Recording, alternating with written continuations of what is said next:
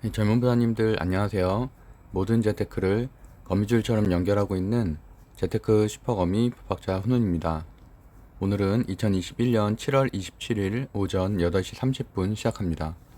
제가 어저께 야식을 먹고 잠들어서 지금 일어나 보니까 지금이네요. 그래서 7시 정도 일어나서 1시간 반 정도 지금 방송 준비하고 출근 전에 바로 간단하게 진행을 하고 시작하겠습니다.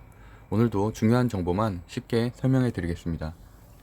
제가 오늘 메인 사진을 중국과 미국의 이런 국가별 사진으로 이렇게 설정을 했는데, 그 이유가 어제 중국 증시가 홍콩 지수 같은 경우는 거의 4% 가까이 폭락을 했고 중국 지수는 한 2% 정도 하락을 했죠. 그래서 그런 여파가 그대로 아시아 증시에 유입이 됐고, 그래서 우리나라도 사실은 저는 지난주 금요일에 미국 증시가 상당히 좋았기 때문에 나스닥도 5거래일째 상승을 했고, 그래서 그 여파가 수급이 우리나라 증시에도 들어올 줄 알았는데 아쉽게도 어저께 중국 증시가 폭락함에 따라서 어쨌든 하락장으로 마감을 했고요. 1% 정도 하락을 했죠. 뭐 대만 가권 지수도 하락을 하고 홍콩 지수, 뭐 이런 아시아 증시 전반에 올림픽을 개최하고 있는 일본 제외하고는 다 하락을 했고요. 대신에 오늘은 또 미국 증시가 사실은 안 좋을 줄 알았는데 장초에는 좀 안 좋다가 막판으로 가면서 실적을 발표하는 기업들에 대한 그런 기대감에 인해서 1% 가까이 상승을 했거든요. 그래서 어쨌든 그런 반등을 이뤄냈기 때문에 한국 증시가 과연 중국 증시의 하락 그 분위기를 이어갈 건지, 또는 미국 증시가 나스닥, 다우존스가 최고가를 또 달성을 했거든요. 그런 여파가 이어질 것인지, 그 두 가지가 오늘 핵심이라고 할 수 있을 것 같습니다. 그래서 오늘도 간단하게 주요 지표, 뉴스, 증시 분석 해보겠습니다. 일단 어제 종목에 대해서 간단히 설명드릴게요. 제가 어저께 픽했던 종목이 예스24와 이제 부국철강 말씀드렸었고, 추가적으로 넵튠, 샘CNS, 그 다음에 대형주로는 고려아연을 말씀드렸었는데, 일단은 결론적으로 말씀드리면 부국철강과 같은 경우는 제가 이제 스윙 관점으로도 보기 좋은 주식이라고 생각을 하고 있고, 최근에 5거래일 동안 상승은 했는데, 한번 차트를 일단 볼게요. 5거래일 동안 상승을 했고, 그럼에도 저는 추가 상승 여력은 있다고 생각을 하거든요. 일단 최재형 씨 관련된 주로 분류가 되어 있고, 최근에 또 철강주들, 스틸주들이 지난주 목요일, 금요일에 올라가기 시작을 했기 때문에 좋은 흐름이라고 봤는데, 아쉽게도 어제는 또 윤석열 씨 관련된 주, 제가 그 치맥 파티 얘기를 강조하면서 아무래도 월요일부터는 윤석열 씨 관련된 주들이 지금 한 달간의 조정을 끝내고 반등을 할 것이다라고 말씀드렸는데, 어제는 윤석열 씨 관련된 주들이 상당히 많이 올라갔죠. 많이 급등을 했고, 반대로 최재형 씨가 어제 그 대선 입후보를 했지만, 후보자 등록을 했지만 그 여파가 다 묻혔어요. 묻혔기 때문에 부국철강도 마찬가지로 눌림목이 있었는데, 오히려 이렇게 최근에 상승세가 5일이나 있었고 하루 눌렸기 때문에 오히려 더 들어가기는 좋은 자리라고 생각을 하고, 제가 그 단타 종목 그 항상 말씀드릴 때 가이드라인 중에 하나가 장 시작하고 나서 3분 이내에 하락하면은 이제 그 종목들은 이제 걸르는 걸로 말씀을 드리는데, 이 종목도 마찬가지로 장 시작하자마자 하락을 했기 때문에 당연히 들어가신 분은 없을 거라고 생각을 하고 있고요. 그럼 예스24, 넵튠, 샘CNS는 모두 4% 이상 상승을 했습니다. 5분 틱을 보면요. 장초에 예스24도 7% 정도에 시작을 해서 10%, 그 다음에 한 1%더 올라갔죠. 그래서 4% 정도 상승하고, 그 다음에 이제 바로 하락을 시작을 했고, 넵튠과 같은 경우도 넵튠은 오히려 더 쉬운 패턴이었죠. 시가가 2%에 시작해서 11%까지 상승을 한 다음에 이제 하락을 하는 패턴이었기 때문에 주변에서는 이제 넵튠으로 수익을 낸 분들이 꽤 있었고, 한 5%, 6% 정도는 수익을 낼 수 있는 상황이었어요. 그리고 샘CNS도 장초에는 좀 빠졌지만 뭐 늦게라도 좀 들어가셨으면은 충분히 4% 이상은 수익을 낼 수 있는 자리였습니다. 그래서 어쨌든 어제 같이 봤었던 공부했었던 종목 중에서는 어쨌든 4종목 중에 3종목은 4% 이상 상승을 했고, 무국철강은 충분히 걸을 수 있는 주식이었다. 그리고 고려아연 같은 경우도 뭐 큰 상승이 있었던 건 아니지만 그래도 어쨌든 보합 1. 장중한 때는 2.9%까지 올라갔었고요. 종가는 한 0.37%. 그러니까 결국에는 이것도 고려아연도 전 여전히 좋게 보고 있고 2차 전지에 대한 신사업도 하기로 했기 때문에 어쨌든 오늘도 지켜보시면 괜찮을 것 같고, 뭐 당연히 대형주는 뭐 최소한 한두 달 이상 정도는 보고서 투자를 해야 되기 때문에 그렇게 생각을 하고 있고요. 그리고 예스24와 이제 넵튠에 대해서 조금 문의하신 분들이 있어서 제 관점을 생각을 말씀드려 보면은, 일단 거래량 있는 장대 음봉은 당연히 추세 전환으로 보는 게 맞다고 하는데, 이제 여기 같은 경우는 예스23 보시는 것처럼 거래량은 물론 있었어요. 거래량이 상당히 있었는데 그럼에도 불구하고 보합으로 버텨줬다는 거죠. 고가로는 8% 이상 상승을 10% 가까이 상승을 했었죠. 상승을 했었고, 그다음에 종가는 한 2% 정도로 마감이 됐는데, 어쨌든 상승 마감을 했다는 것 자체가 추가적인, 오늘이 이제 공모가 이틀째죠. 그래서 공모가 첫째 날엔 사실 경쟁률이 그렇게 높지 않았지만 보통은 공모가 둘째 날에 좀 몰리거든요. 그러다 보니까 공모가 자체도, 그리고 높을 수가 있다. 그러니까 공모 청약률, 경쟁률 자체가 높을 수가 있다. 그런 기대감 때문에 오늘 추가적인 상승 여력이 있을 것이라고 생각하고 있고, 그다음에 뭐 양음양 패턴으로 최근에 이제 많이 보이는 그 세력주들의 패턴이죠. 이런 것들로 인해서 오후장에, 장초부터 상승하기는 어려울 것 같고, 이제 오후장에 어느 정도 일정 부분, 오히려 장초에는 지금 시혜가가 마이너스 2%이기 때문에 좀 하락을 하고서 수익 실현 잔여 물량들 빠져나가고 나서 다시 이제 오후에 조금 올라갈 가능성이 있다고 보고 있고, 프로그램 매매가 어저께도 한 5만 8천 주 정도 들어온 것들, 외국인 투자가 좀 들어왔죠. 그래서 그런 것들도 일정 부분 일단 볼만하다. 그리고 넵튠 같은 경우는 저점에서 일단은 저점을 높여가고 있는 추세죠. 저점 상향 추세라는 데 의미가 있고, 일단은 뭐 넵튠은 조금 더 걱정이 덜한 게 재료 자체가 다음 주잖아요. 크래프톤 상장이 일단은 카카오뱅크 상장이 이번 주 이제 공모가가 이틀 끝나고 나면은 그 다음에 대어는 이제 다음 주에 있는 크래프톤이기 때문에 오히려 그런 기대감이 더 있다고 볼 수 있고요. 그리고 이것도 마찬가지로 거래량은 굉장히 많이 터져졌고, 또 어쨌든 보합으로 마무리가 됐다는데 그래도 좀 버텨줬다는데 의미가 있고, 이게 만약에 뭐 장대 음봉으로 마감을 했으면 그러면은 많이 개인들이 빠져나간 거기 때문에 좀 아쉬운 부분이 있는데, 그래도 보합으로 버텨줬다는데 충분히 상승 여력이 추가적으로 있을 것이라고 보고 있고, 어쨌든 넵튠도 오늘 또는 뭐 하여튼 이번 주 내에는 충분히 슈팅이 일어날 만한 위치라고 보고 있습니다. 그래서 어쨌든 두 종목을 보유하신 분들은 뭐 만약에 어저께 손절을 하셨으면 사실은 손절할 만한 그런 위치는 아니었는데, 왜냐면 장초에 시작을 해서 분명히 뭐 한 5분 이내에 급등을 했기 때문에 충분히 한 3% 정도만 수익을 실현했으면 나올 수 있을 자리였고, 근데 만약에 이거 뭐 한 10% 이상 더 가는 거 아니야, 뭐 상한가 가는 거 아니야 라고 생각해서 오히려 보유하고 있었으면은 급락을 맞을 만한 자리였었죠. 그러니까 그런 것들이, 그래서 제가 항상 가이드를 드리는 건 그냥 한 3% 정도만 사실은 수익을 내도 우리가 뭐 커피값 정도, 제가 항상 말씀드리는 것처럼 그래도 충분히 경험적으로도 괜찮고, 우리가 뭐 대형주 3% 하기는 쉽지가 않잖아요. 굉장히 대형주 같은 경우는 3%만 해도 상당히 큰 수익이기 때문에 어쨌든 이런 중소형주들도 그런 어떻게 보면 경험적인 차원에서 그 정도만 기준을 잡고 대응을 하셔라. 그러니까 뭐 5% 10% 생각하다 보면은 이렇게 한 9번 성공해도 한 번 물리게 되면 심리적으로도 그렇고 타격이 굉장히 크잖아요. 그리고 뭐 한 4, 500 이렇게 들어가신 분들도 있으니까.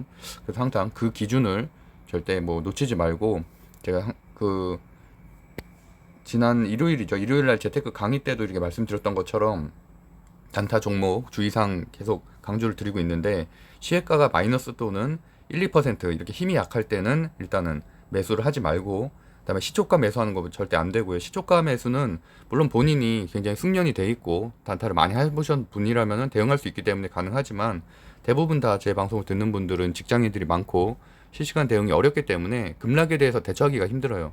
그러니까 1분 이내에 막 5%씩 빠지는 경우도 있거든요. 그러니까 그런 경우 대처하기 어렵기 때문에 시초가는 일단 매수하면 안 되고요.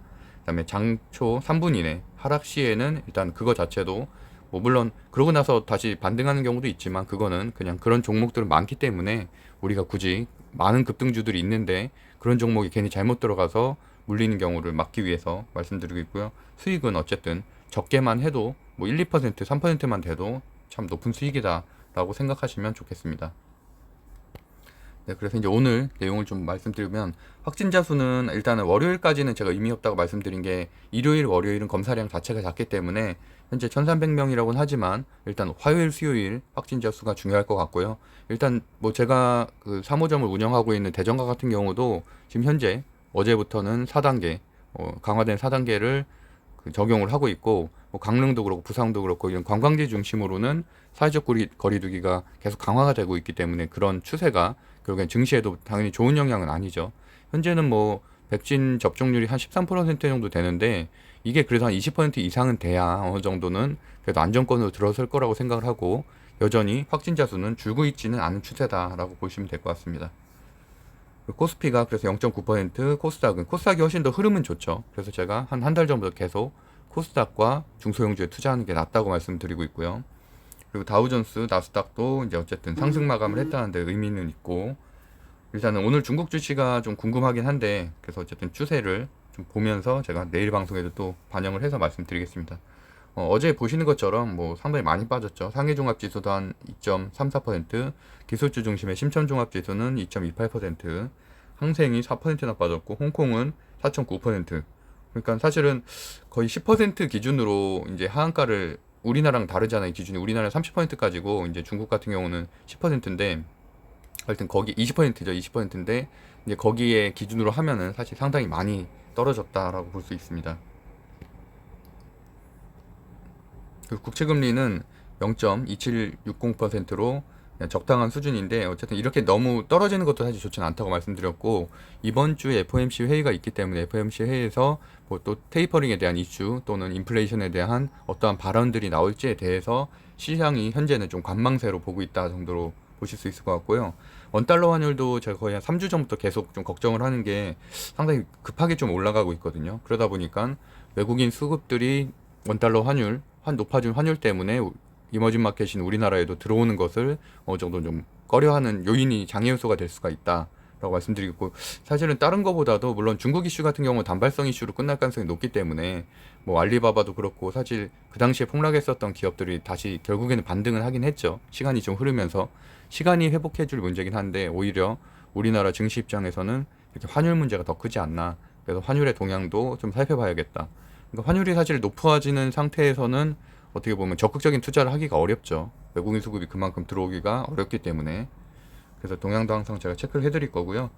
코스피 같은 경우는 121선을 다소 벗어났다가 이제 그 정도 마무리선에서 지지선을 구축하고 있다는 데 의미가 있는데, 사실은 어제만 해도 하락 종목이 훨씬 더 많죠. 하락이 600 종목, 그다음 상승이 200 종목으로 분명히 좋지 않은 장이었으면 맞고, 그렇기 때문에 당연히 대형주를 보유하고 계신 분들은 대부분 뭐 어느 정도 손실이 나셨을 거라고 생각을 하고, 그게 뭐 대외적인 환경도 좋지 않았고 시장 자체가 거기에 충격을 입었기 때문에 떨어진 거니까 내가 가진 종목의 문제라기보다는 대외적인 환경이 좋지 않았다. 그리고 뭐 왜냐면 외국인들이 또 많이 던진 건 또 아니거든요. 네, 하여튼 전체적으로 투심이 좀 약화됐다라고 보시면 될 것 같습니다. 결국에는 중국발 악재, 그리고 이런 FOMC 회의에 대한 불안감, 이런 것들이 투심을 약화시키고 있다 이번 주라는 부분이고요. 오히려 그 다음에도 불구하고 코스닥과 같은 경우는 5일선 위에 올라와 있죠. 아직까지는 5일선을 물론 터치하긴 했지만 그래도 여전히 좀 강한 흐름을 보이고 있다. 그래서 어제는 뭐 조정을 겪었지만 반대로 오늘 또 상승을 해준다면 오히려 상승 추세를 계속 이어갈 가능성이 높다고 생각하고 있습니다. 그래도 어제는 이제 966종목, 그래서 상승 종목보다는 한 3배 가까이 많이 하락을 했죠. 그리고 비트코인도 어제 제가 한 11시 정도 체크를 했을 땐 한 10% 정도 상승을 하고 있었거든요. 그래서 사실 오늘 단타 종목 중에 하나투자증권을 넣게 된 이유도 그렇긴 한데, 그런데 오늘 지금 또 잠시 전에 제가 체크를 해보니까 현재는 또 한 4% 정도, 3, 4% 정도 빠지고 있어서, 이런 것들은 뭐 증시 자체에는 당연히 비트코인 이런 가상화폐 관련된 주들이 떨어지는 게 낫긴 한데, 어쨌든 오늘 좀 추이를 좀 지켜봐야 될 것 같고요. 왜냐면 어저께 미국 그 양시장은 또 신고가를 갱신했기 때문에 또 이런 중국발 리스크를 빠르게 회복할 수 있다, 뭐 분위기 전환을 할 수 있다라고도 볼 수 있을 것 같습니다. 현재 백신 접종자 현황은 13.4%입니다. 주요 뉴스는 뭐 제가 다른 것들은 많이 안 가져왔고 전체적인 시장 상황 정도만 정리된 뉴스 두 가지를 가져왔고요. 뭐 보시는 것처럼 결국에는 빅테크 기업에 대한, 인터넷 기업에 대한 규제를 중국에서 시작을 했고, 그다음에 추가적으로 교육 기업에 대해서 뭐 명분 자체는 사교육을 없애기인데 어쨌든 규제를 다 금지하겠다, 교육 기업에 대해서. 그렇기 때문에 이제 싱둥팡 교육이라고 저도 모르던 기업이었는데 여기가 47% 폭락을 했대요. 그리고 지난주 금요일에 41% 폭락을 했으니까 합치면 90% 가까이 이틀 2거래일 동안 하락을 한 거죠. 그러니까 그런 경우, 그렇게 그런 것들이 이제 시장의 공포감으로 다가왔다는 거고, 결국에는 기술, 부동산, 헬스케어 같은 규제 리스크가 있는 업종들이 큰 타격을 입었다. 그래서 블룸버그 통신 같은 경우는 JP모건 체이스의 이제 보고서를 인용을 하면서 최악의 상황이 현실이 됐다라고 규정을 했고, 이런 주식은 더 이상 투자가 가능하지 않다라고 말을 하면서, 이제 어떻게 보면 중국 관련된 주식, 중국에서 상장한 주식들은 이제 모두 한동안은 큰 조정을 겪을 수 있다라는 말을 그렇게 해석을 할 수 있을 것 같습니다. 그리고 텐센트가 7% 빠졌고 알리바바가 6%, 메이탄이 13%나 하락을 했습니다. 그러니까 이게 예전에 그 마윈의 발언에 의해서 어떻게 보면 그 공산당이 조금 이렇게 문책을 하고 이런 부분 때문에 하락한 거, 결국에는 시간이 지나면서 어느 정도 회복은 하긴 됐는데, 이런 리스크들이 계속 반복이 되면 결국에는 중국 시장에 대해서 사람들이 뭐 그때 한동안 또 좋은 인식을 가졌었던 사람들도 돌아설 수밖에 없는 거죠. 그래서 어쨌든 뭐 G2의 좀 역할을 글로벌 증시에서부터 좀 보여줘야 되는데, 좀 그런 부분에 좀 아쉬움이 있고요. 그리고 오늘 어쨌든 새벽에 뉴욕 증시는 기업 실적 기대감에 최고치를 다시 갱신을 했다. 그래서 어쨌든 오늘은 중국이냐 미국이냐 이 두 시장의 분위기 중에 어떤 것을 더 따라갈지를 추종할지를 보는 것이 포인트가 될 것 같고요. 그다음에 FOMC 회의가 이번 주에 이제 예정이 돼 있죠. 결국엔 지금 어쨌든 우리나라의 가장 큰 악재라고 보면은 뭐 환율, 그다음에 중국 이슈는 어쨌든 단기성으로 그칠 가능성이 높기 때문에 환율, 그다음에 27일 FOMC 회의의 방향, 그리고 이제 코로나 재확산 분위기, 이 정도 세 가지 정도로 정리하시면 될 것 같습니다. 어쨌든 이런 대외 환경들이 좋아져야 당연히 뭐 외국인 수급이 들어오고 투심도 회복되기 때문에, 어쨌든 뭐 그리고 또 제가 공모주 총약도 어저께 말씀드리면서 이게 좋은 것만은 아니라고 했죠. 왜냐하면 그쪽으로 수급이 그 자금이 많이 들어가기 때문에 돈이 묶이잖아요. 예탁금으로 묶이기 때문에 어쨌든 그것들이 오히려 빠져나와서 다시 어떤 섹터로 들어가는지가 중요하지, 최소한 월화에 공모주에 넣는 돈들이 많은 자금들이 묶이는 그런 것들이 있어서 또 수급에는 좋지는 않은 영향이다라고 말씀드렸습니다. 그 정규장 순위 1위부터 10위까지만 좀 정리를 해볼게요. 제가 항상 30위까지 정리를 해드리는데 오늘은 제가 또 출근을 해야 되니까 급하게 보면은, 일단 웅진 같은 경우는 어저께 윤석열 주가 제가 일요일 방송에서 윤석열 주가 강할 것이라고 이제 말씀을 드렸었죠. 그래서 윤석열 주가 오랜만에 다 반등을 했는데, 웅진 예전부터 이제 윤석열 주로 분류가 돼 있었던 전통적인 주식인데 여기가 이제 상한가를 갔고요. 그다음에 옵티시스 같은 경우는 메타버스로 상한가를 갔고, 세종메디칼은 2연속, 그러니까 2거래일 연속 상한가인데, 그러다 보니까 오늘은 차익 실현 매물이 좀 많이 나올 가능성이 있고, 디젠트는 이제 이재명주로, 그러니까 대선주가 그래도 어쨌든 상위권에 포진을 하고 있죠. 그리고 태경 BK, 환경주가 최근에 강하다고 제가 지난주 목요일에도 한번 정리를 해드렸는데, 뭐 탄소 중립이라든지 ESG 경영이라든지 환경주들이 이제 점점 올라갈 것이라고 말씀드렸었죠. 태경 BK가 그런 이슈로 올라갔고, MPC 메타버스로 올라갔고 7위, 애니능률도 윤석열주, 덕성도 윤석열주, 1승은 또 환경주. 그다음에 에코프로치에는 제가 지난주 2주 전이죠. 2주 전 일요일에 이제 추천드렸던 종목인데, 그러고 나서 130% 올랐죠. 130%. 1.2배 정도 올랐고, 무상증자 이슈 때문에도 하지만 지금 ESG 경영이랑 딱 이미지가 맞잖아요. 그러다 보니까 뭐 에코프로브에는 2차 전지 때문에 올랐고, 그리고 에코프로도 어쨌든 뭐 자본 회사기 때문에 올랐고, 이제 에코프로 HN이 그 중에서 가장 상승률이 높았었습니다. 그래서 이번 주에 이제 무상증자 기준일이기 때문에 이제 그때까지는, 오늘은 좀 차익 실현 매물이 나올 가능성이 있고요. 어쨌든 그 이후에도 액분을 하고 나면은 조금 더 괜찮지 않을까라고 생각을 하고 있습니다. 그래서 오늘 주식들을 좀 보면은, 일단은 하나투자증권 같은 경우는 장초 급등주는 아니고, 분명히 가상화폐와 이제 코인베이스가 흐름이 좋으면 어느 정도 올라가는 주식, 중간에 이제 장중에 슈팅이 좀 있긴 한데, 그래서 한번 좀 지켜봐야 될 것 같고요. 그렇다고 해서 막 장초에는 급등할 주식은 아니기 때문에 뭐 장초부터 이렇게 기다릴 필요는 없는 것 같고, 하나투자증권은 제가 예전에도 한 5월달, 6월달 가상화폐 한참 좋았을 때는 많이 예측을 했었죠. 그래서 그때도 저도 수익을 많이 냈는데, 어쨌든 어제 기준으로 하면 이렇게 비트코인이 10% 가까이 올랐기 때문에 오늘 흐름이 좋다고 예상을 했는데, 또 좀 전에 제가 보여드린 것처럼 지금 기준으로는 또 그 올랐었던 수익분 중에서 한 3, 4% 정도는 빠지고 있는 상황이라 현재는 조금 흐름이 약하지 않을까 생각을 하고요. 그 대신에 이제 코인베이스가 어저께 오랜만에 9%나 상승을 해서 나스닥에 있는 그 가상화폐 거래소죠. 그래서 가상화폐 거래소 관련된 주기 때문에 오늘도 그래서 하나투자증권이나 우리기술투자, 어제도 우리기술투자가 한 8% 정도 올랐죠. 그래서 어느 정도 추가 상승이 있지 않을까 생각을 하고 있습니다. 그래서 어쨌든 뭐 차트상으로는 일단 횡보를 하고서 버텨주고 있는데 의미가 있고, 그리고 거래량이 오랜만에 좀 증가를 했고, 코인베이스 그다음에 가상화폐가 상승을 했기 때문에 오늘도 조금은 좋은 흐름이 있지 않을까 보고 있고요. 또 외국인 수급이 오랜만에 한 12만 주, 그다음에 기관 수급이 한 5천 주 정도 들어왔다는 것도 체크를 해볼 만합니다. 그 다음 종목은 이제 태경 BK인데, 아까 말씀드린 대로 환경 관련된 주고요.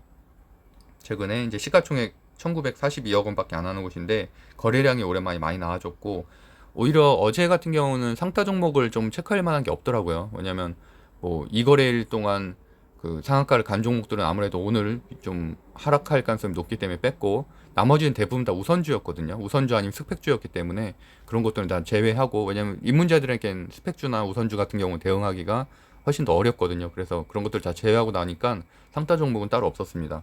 없었고, 그나마 이제 상승률이 좋았던 것 중에서는 태경 BK가 눈에 띄어서 말씀드리고, 뭐 매출 자체는 뭐 영업이익이 조금씩은 증가하고 있지만 그래도 뭐 큰 의미는 없고, 어쨌든 재무제표가 그렇게 나쁘진 않다, 테마주 치고는. 그렇고 오히려 그거보다는 실적 개선 정도로 보는 게 낫고요. 차트상으로는 일단 정배열이고 52주 신고가, 그리고 이제 거래량이 급증을 했다는 데 의미가 있고요. 오늘 그래서 추가적인 상승이 있을 것으로 예상을 하고 있습니다. 또 기관 수급이 한 50만 주 정도 어제 들어온 것도 긍정적이죠. 네, 그래서 이 정도로 정리해보면은 뭐 태경BK와 하나투자증권 정도 보시면 될 것 같고, 오늘은 그보다는 오히려 좀 섹터 쪽을 보시는 게 좋다고 보는데, 일단 팜스토리까지는 보고요. 팜스토리도 제가 지난번에 말씀드렸던 건데, 어쨌든 그때 한번 슈팅이 있고 그 이후로 다시 한번 이틀 정도 눌려주고 이제 어제도 보합 정도로 끝났는데, 어쨌든 정배열로 추세가 전환이 되고 있고 눌림 후에 상승 구간이기 때문에 이번 주 안에는 추가적인 상승이 있을 것으로 보고 있고요. 그다음에 JYP 엔터도 저는 지난주 여기도 추천한 지가 지금 열흘 정도 됐죠. 열흘 정도 전에 대형주 쪽으로 이제 추천을 했었고, 중대형주로 지금 그러고 나서 한 10% 정도 올랐는데, 그래서 어제 같은 경우는 오히려 장초에 상승을 했다가 좀 눌려줬거든요. 그렇기 때문에 더 추가적인 상승이 있을 것이라고 보고 있습니다. 그래서 어쨌든 정배열이고 상승 추세에서 약간 눌려준 거, 그다음에 우리 신고가까지 6%밖에 안 남았죠. 그리고 또 재무나 실적 역시 좋기 때문에 엔터주에서 하나, 지금 물론 저는 하이브를 들고 있지만 픽을 한다면 JYP 엔터도 충분히 좋은 주식이라고, 지금 들어가기에도 좋은 주식이라고 생각하고 있습니다. 그리고 제가 이제 오히려 섹터를 좀 봐야 된다고 말씀드렸는데, 이쪽에 탄소 중립 섹터, 여기에서 보면은 뭐 KC 코트렐이라든지 그린케미칼이든지 예전에 이제 한참 그린 뉴딜 관련된 주로 상승을 했었던 이쪽 섹터도 한번 좀 캡처를 해놓고 기억을 해놓으시면 좋을 것 같고요. 후성도 괜찮고요. 그리고 이제 윤석열 주도 일단은 최소한 이번 주, 왜냐하면 입당 가능성이 높잖아요. 입당 가능성이 높기 때문에 당연히 그렇게 되면 호재라서 이제 그쪽에 관련된 주식이 오랜만에 좀 움직일 가능성이 있다. 그래서 어제도 이렇게 보시면 상승률이 높죠. 웅진이 상한가 같고, 뭐 애니능률, 덕선, 서현, 그러니까 한 세네 달 전에 이제 많이 상승을 했었던 종목들인데, 최근에 지금 최재형주나 이낙연주가 이렇게 올라가는 동안 한 달 가까이 아예 조정을 겪으면서 한 번도 상승을 못 하다가 오랜만에 반등을 했습니다. 그리고 메타버스 관련된 기업도 오늘 그 상장이 있죠. 그 신규 종목 메타버스 상장이 있기 때문에 이제 그런 여파로 인해서, 그런 기대감으로 인해서 뭐 바이브 컴퍼니 같은 게 좀 많이 올라갔고, 바이브 컴퍼니도 제가 열흘 전에 추천을 강력하게 좀 했었던 곳이죠. 그 이후에 한 50% 이상 상승을 했고요. 알체라도 지금 현재는 사실 대장주가 자이언트 스텝에서 좀 알체라로 넘어가고 있는 분위기죠. 그래서 이제 알체라도 7% 정도 상승을 했고, 어쨌든 메타버스도 물론 수익 실현에 따른 조정은 있을 수 있겠지만 그 지속적으로 상승할 여력이 있는 곳으로 보고 있습니다. 그래서 꼭 메타버스 관련된 주 중에서도 월봉을 보고서 좀 못 올라간 부분들, 그러니까 엔텔스, 바이브 컴퍼니, 자이언트 스텝, 알체라, IM 그 정도 한 5개 정도 수준에서 조금 월봉이 덜 올라간 것들 중심으로 매수를 하면 괜찮다고 보고 있습니다. 그래서 오늘 화요일 정리를 해보면, 일단 중국 증시가 폭락을 했고, 반면 미국 증시가 실적 기대감으로 반등을 했기 때문에 어떤 흐름을 더 추종을 할지를 보는 게 이제 포인트라고 할 수가 있을 것 같고요. 그리고 이제 윤석열 씨 입당 효과에 따라서 윤석열 씨 관련된 주들이 강세를 보이고 있다. 그 정책은 어저께 제가 이 메타버스 신규 상장 말씀드렸는데 그대로 이제 뭐 다 강세였죠. 둘 다 신규 상장주, 올해 안에 상장했었던 주식들, 그다음에 메타버스로 지금 분류된 종목들이 강세를 보였었고, 추가적으로 이제 환경주까지도 보시면 될 것 같다. 그리고 실적 발표 시즌이기 때문에 뭐 중대형주 같은 경우는 당연히 실적이 기본이 되고, ESG 경영, 뭐 환경주, 그 다음에 배터리 소부장도 여전히 좋은 흐름을 보이고 있다로 정리하면 될 것 같습니다. 네, 제가 운영하고 있는 네이버 카페 젊은 부자들에서 지금 현재 8월 그 재테크 스터디, 습관 만들기 스터디를 진행을 하고 있으니까 혹시 관심 있는 분들은 네이버에서 그 젊은 부자들 모바일에서 치면 제일 상단에 뜨거든요. 그걸로 들어오시면 될 것 같습니다. 네, 구독과 좋아요는 사랑입니다. 오늘도 행복한 하루 보내세요. 법학자 훈이었습니다. 감사합니다.